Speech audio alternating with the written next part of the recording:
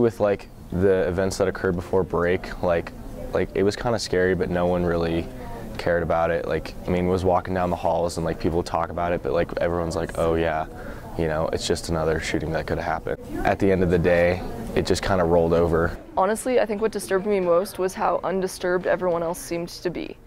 Like, I felt like we all just came back to school and went back to our normal habits, like nothing had happened and nothing was going to happen, because we were all just so used to the idea that there could be a school shooting here that it didn't bother us that there almost was.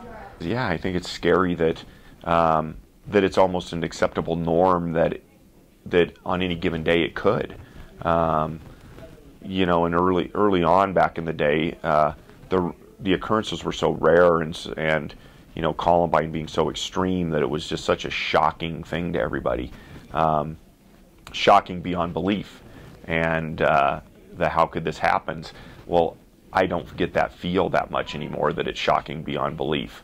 I get the feeling that it's sad and scary beyond belief, but it's kind of one of those things as well, and so that worries me a little bit in how that mindset has shifted somewhat.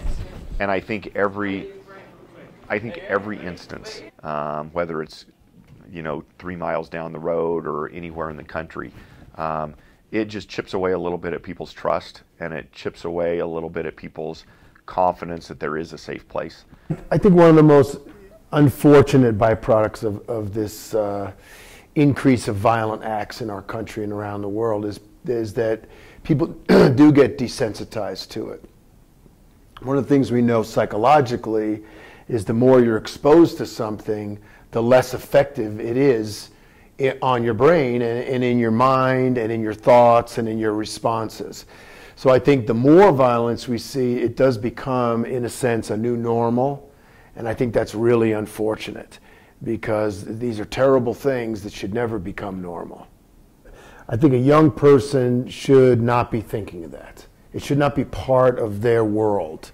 Unfortunately now, since Columbine in particular, it is part of their world. This person was saying that kids have so much these days and so much ability in the internet and getting information. And my comment was, they may have a lot, but they also have things on their minds that maybe people from an older generation never had to worry about. It never crossed anybody's mind that something could happen in a school, that in particular that something could happen with one of our students reacting that way. So I think it has to be taken into account, this heightened anxiety and distraction.